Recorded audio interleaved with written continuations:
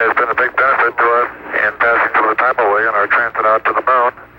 And it's rather odd to see it floating like this in Odyssey while it's playing the scenes of 2001. April 13th, 1970. The mood could only be described as relaxed. Apollo 13, man's fifth lunar mission. The third, scheduled to land on the moon, continued its tranquil coast. This is the crew of Apollo 13, wishing everybody there a nice evening, and we're just about ready to close out our inspection of Aquarius and get back to a pleasant evening in Odyssey. Good night. 13, we've got one more item for you when you get a chance. We'd like you to stir up your cryo tanks. In addition, I have Shaft and Trunnion Okay. for a look at the Comet Bennett if you need it. Okay. Stand by. Okay, Houston, we've had a problem here. This is Houston. Say again, please. Houston, we've had a problem. We've had a main B bus undervolt. Roger, main B undervolt. Okay, stand by at 13. We're looking at it. And we had a pretty large bang associated with the caution and warning there. And as I recall, main B was the one that had a amp spike on it once before. In the interim here, we're starting to go ahead and button up the tunnel again. April 11th, 1970. Launch day. The crew of Apollo 13. Jim Lovell, commander and veteran of 3 previous missions. He had orbited the moon Christmas 1968 on Apollo 8. Fred Hayes, his first time up, lunar module pilot. Jack Swigert, command module pilot. 3 days ago, he was on the backup crew. Now he replaced Ken Mattingly. Mattingly had been dropped from the mission because he had been exposed to German measles. He would watch the launch from Houston's mission control. Auto sequence initiated, flight. Roger. Flight booster. Go. S4B pre-press complete. Roger. Flight booster. S1C pre-press complete. We're on internal power and we're go. Roger. How's it look, Econ? You got your space? Looks good, flight. Okay. MCC record us to flight speed. Ignition, flight. Roger. Roger. Clock start, flight. Roger. Thrusters go, all engines. Roger. Okay, Fido, how's it look? Looks good here, flight. Good agreement. Okay, Booster, how do you look? S1C looks good, flight. Okay, Capcom, we go you on the ground. Okay, we go at 1, Capcom. Get relieving, flight. Roger.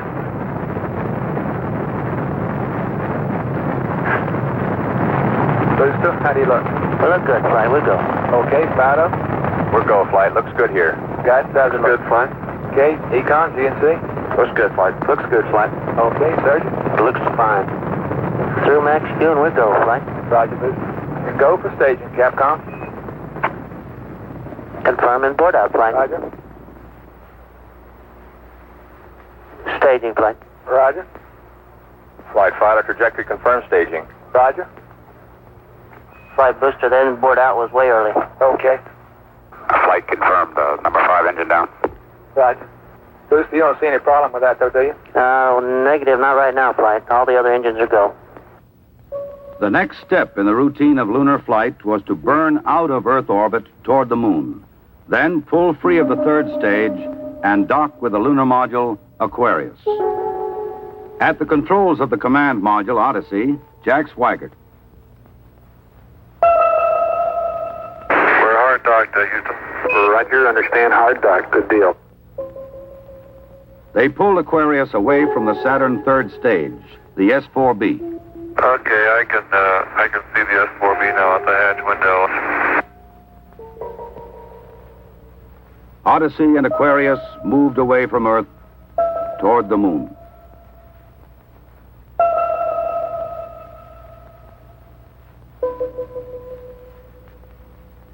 Okay, Houston, we've had a problem here.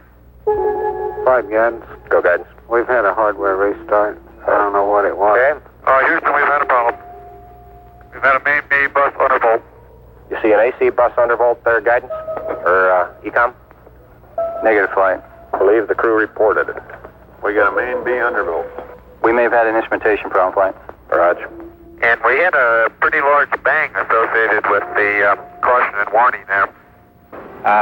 The sensation I had, that I had felt a vibration accompanying the bang, not a large vibration or shudder. Is there any kind of leads we can give them? Are we looking at instrumentation? Or we got a real problem or what? We're reading 0 N2 pressure in fuel cell 1 and 13 PSI on fuel cell 3 O2 pressure. Okay, Barrett, what do you want to do? Open circuit fuel cell 1 and 3? That's firm flight.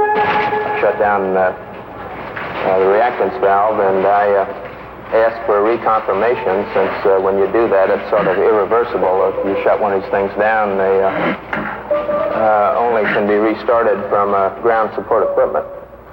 Yeah, that's because of AC. And it looks to me, looking out the hatch, that we are venting something. We are venting something out into space. Okay, let's everybody think of the kind of things we'd be venting. GNC, you got anything that looks abnormal in your system? Negative, Flight. How about you, Ecom? You see anything that, with the instrumentation you got, that could be venting? That's a firm flight. Let me look at the system flight as far as the venting is concerned. Okay, let's start scanning. Here is a bulletin from ABC News. The Apollo 13 spacecraft has had a serious power supply malfunction that could cause the lunar landing mission to be terminated early. I assume you've called in your backup ECOMs? Flight, say again? Have you called in your backup ECOMs now? See if we can get some more brain power in this thing? We got one here. Roger. At the moment, the astronauts are continuing to try to isolate their trouble. A late report says the spacecraft now is operating on battery power alone. All unnecessary equipment is being turned off.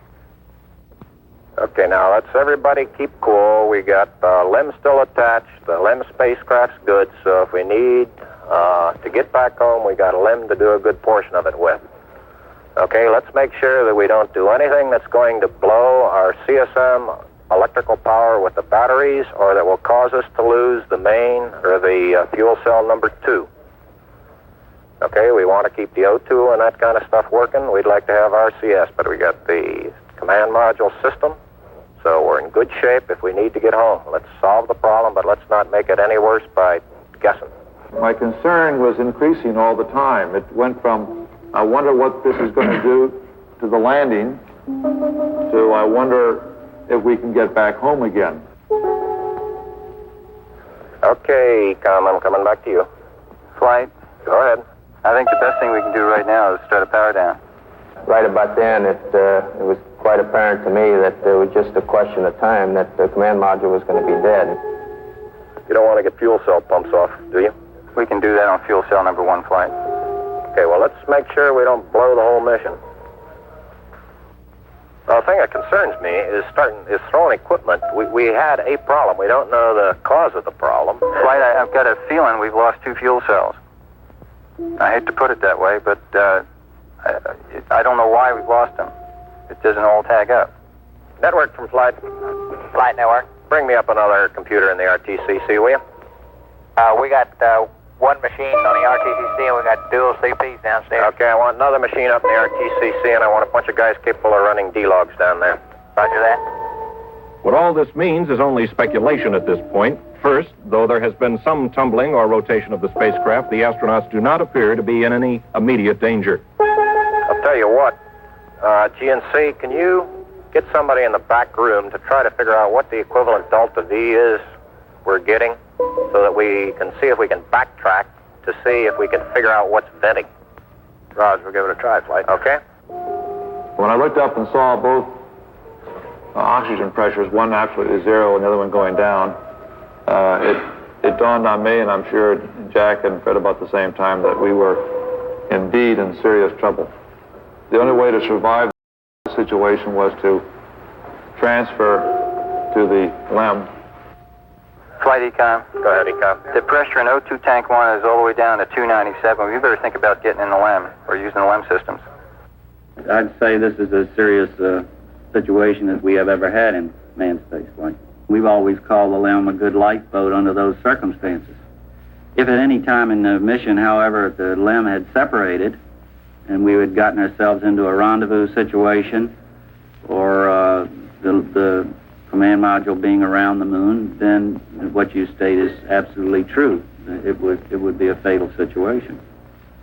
Tell me you from Flight. Go ahead, Flight. I want you to get some guys figuring out minimum power in the LEM to sustain life. The accident had occurred 200,000 miles from Earth. Lovell, Swigert, and Hayes rode in the lunar module attached to a lifeless command module. Apollo 13 had started as a mission of scientific exploration. It was now a matter of survival.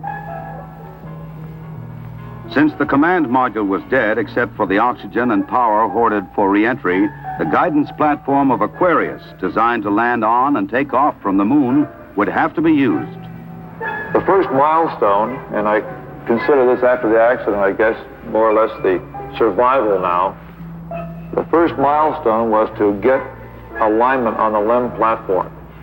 Alignments are important, you know, because without knowing exactly which way the attitude of the spacecraft is in space, there's no way to tell how to burn or how to use the engines of that spacecraft to get the proper trajectory to come home.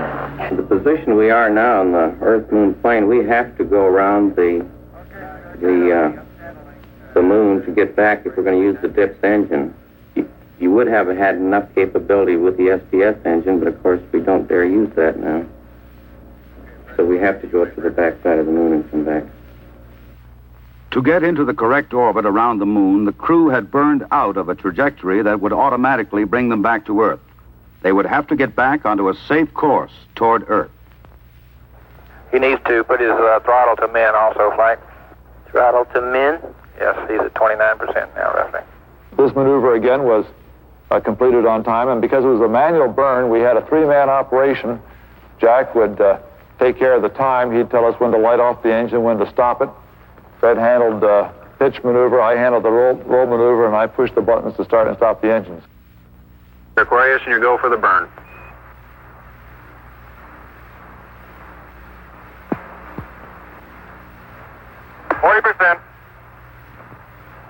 Okay, Aquarius, you're looking good. Auto shutdown. The first problem was solved. They were back on the path to Earth. But there were many other problems to be solved. From a building at Houston's Manned Spacecraft Center, systems experts coordinated the coast-to-coast effort to get the crew back. One of the big problems was consumables. There would be enough to eat and drink. But in space, there are other factors. Oxygen to breathe, electrical power to keep the spacecraft alive, water to cool the equipment and keep it operating.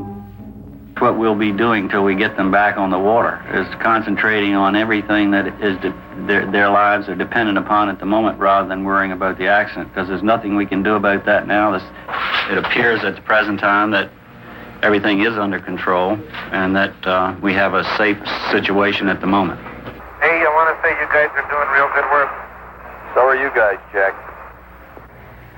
We are about 70 hours from home, and we think we have the situation in control. We've projected the consumables as I've described, and we have a plan for carrying out the rest of the mission, but there's going to be no relaxation at all as far as that goes from now until splash.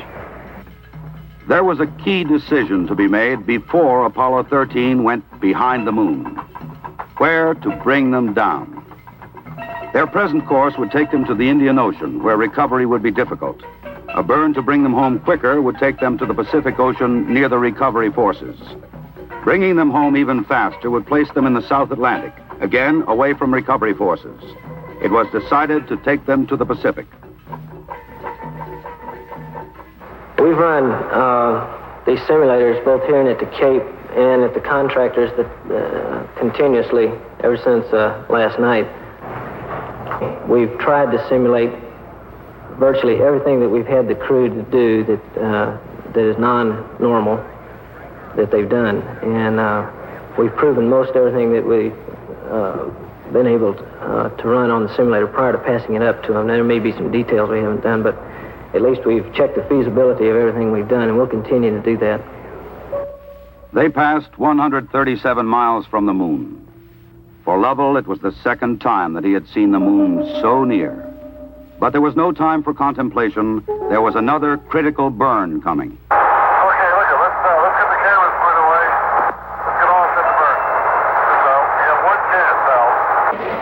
And in Houston, the newsmen poured in to tell an anxious world the story. Well, that was going along with the ignition side.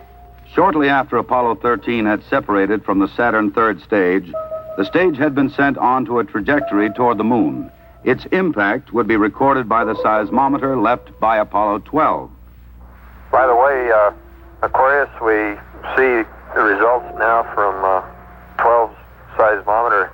Looks like your booster just hit the moon and it's rocking it a little bit. Over. Well, at least something worked on this flight. I'm sure glad we didn't have a limb impact, too. Jim, you go for the burn. Go for the burn. Roger, understand. Go for the burn. Guidance okay? We're good, flight. Control okay? We're okay, flight. Tell me we're go, flight. Inco okay? We're good, flight. Ground confirms ignition. We're burning 40%. West Houston, you're looking good. Roger. Shut down. Roger, shut down. I say that was a good burn. Roger, now we want to power down as soon as possible. Understand. To conserve the electric power and cooling water, the crew shut down all but the vital, life-sustaining systems of the LEM. I think the LEM spacecraft's in excellent shape, and I think it's fully capable of getting the crew back. I think, as we have found before, every time we've put the LEM spacecraft to a test, it's always done much more than it was guaranteed to do, and I think this is a good case in point. Conserve the consumables, cooling water, electric power. The LEM water gun was leaking, and we shut that off. I guess it leaked about a quart of water, I would estimate. But it took me about 2 days to get my feet dry, and of course, I think you were all aware that the temperatures were going down in both vehicles, and it's made for very chilly feet for a couple days.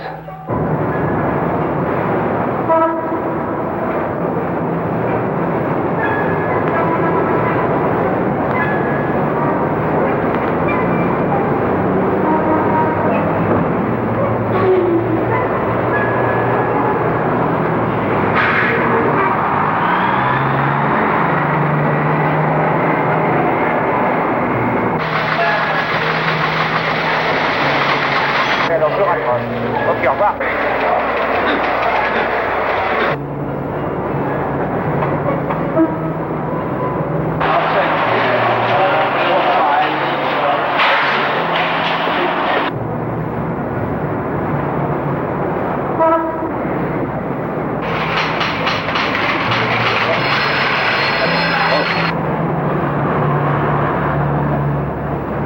Lord, your astronauts will come back safe.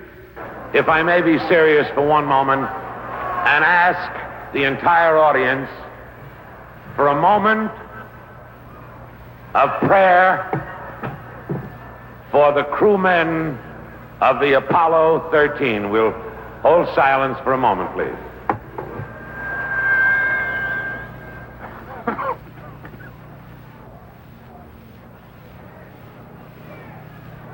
RCS-A stands at 62% and B at 62%. I see we've gone a hell of a long time without any sleep. We have to start thinking about getting people back to sleep again because I didn't get any sleep last night at all. Command module just slowly kept going down in temperature until I think just prior to reentry, it was down to about 38 degrees. And along with that, there was a sort of a chilling coldness. The walls were perspiring, the windows were completely wet, and it wasn't too healthy. I recall that we went in there to get some hot dogs one day, and it was like reaching into the freezer for the food.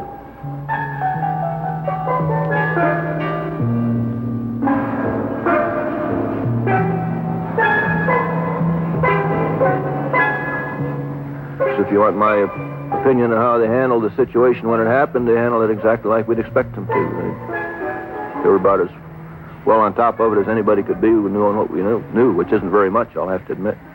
but I think they did everything right within the knowledge that was available to us in a timely fashion, which is what all we expected of them. I think they did a beautiful job of it.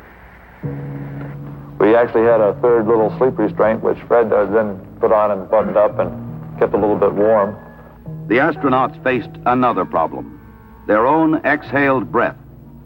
The lithium hydroxide chemical to take carbon dioxide out of the air was not sufficient in the lunar module. They would have to adapt the canisters from the command module to fit the hoses in the LEM. On the ground, an adapter was fashioned from materials the crew had available in the LEM. Cardboard from a checklist, plastic bags, and tape. After checkout in an environmental chamber, the directions for construction were sent up to Aquarius. At this point in time, I think the partial pressure of carbon dioxide was reading about 15 millimeters.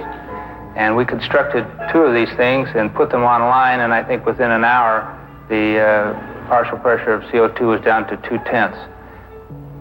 So you see that survival now became one of initiative and ingenuity, and it was one which the ground continually helped us along. We had all kinds of people on the ground trying to think up ways of extending our lifetime. There would be still another burn, a mid-course correction to get Apollo 13 into the narrow corridor through the atmosphere for a safe return to Earth. We're at burn attitude, flight. Knowledge. Ignition. Thrust looks good. Shut down. Hang in there, it won't be long. There were moments when I didn't know how much consumables we had, whether we could make it back or not, but in a situation like that, there's only one thing you can do. You just keep going, and you just keep thinking up where you can get more consumables. And so that's exactly what we did. On April 17th, they prepared for re-entry. After a small course correction burn, they jettisoned the damaged service module. SF, Copy that. and there's one whole side of that spacecraft missing. Is that right? The whole panel is blown out, almost from the base to the engine. Really a mess. Man, that's unbelievable. Next, they got back into Odyssey to jettison Aquarius prior to entry into the atmosphere. Let's jettison. Okay, copy that. Farewell, Aquarius, and we thank you. Okay, LOS in a minute or a minute and a half. At entry attitude, we'd like Omni Charlie. And welcome home. Thank you.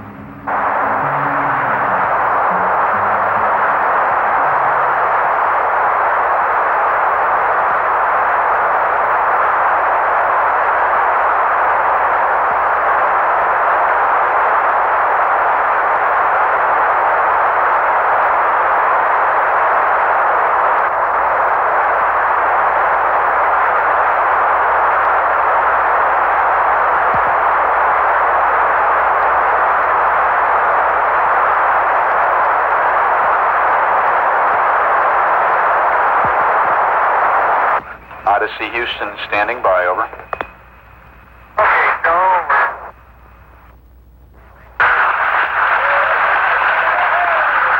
Odyssey Houston, we show you on the mains. It really looks great.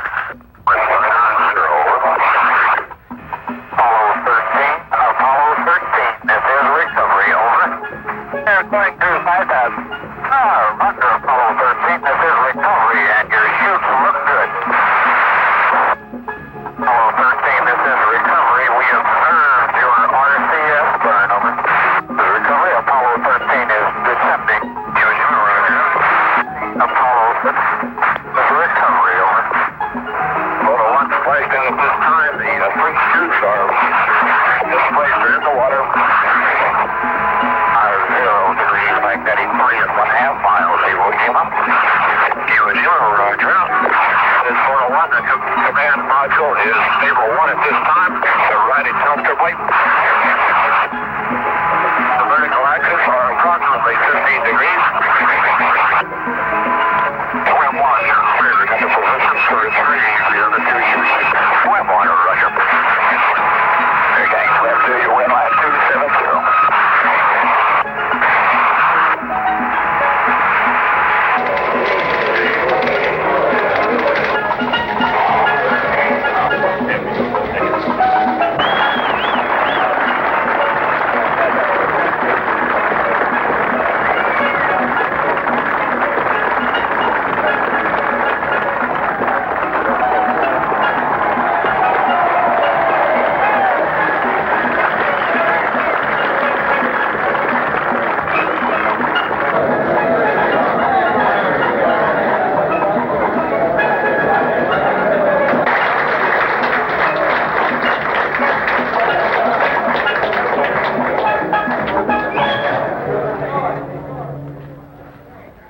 recall, Captain, that when I spoke to you on the phone, you said that you regretted that you were unable to complete your mission. I hereby declare that this was a successful mission. From the start, the exploration of space has been hazardous adventure. The voyage of Apollo 13 dramatized its risks. The men of Apollo 13, by their poise and skill under the most intense kind of pressure, epitomized the character that accepts danger and surmounts it. Theirs is the spirit that built America. Your mission served your country. It served to remind us all of our proud heritage of a nation, to remind us that in this age of technicians and scientific marvels, that the individual still counts, that in a crisis, the character of a man or of men will make the difference. GNC. Go. Surgeon. Go. Procedures. Go. AFD. Go. Network. Go. Computer soup. Go. Raj, network, give me an amber. RTC, you on AFD conference. RTC's on the AFD conference. Okay, all flight controllers, let's play it cool.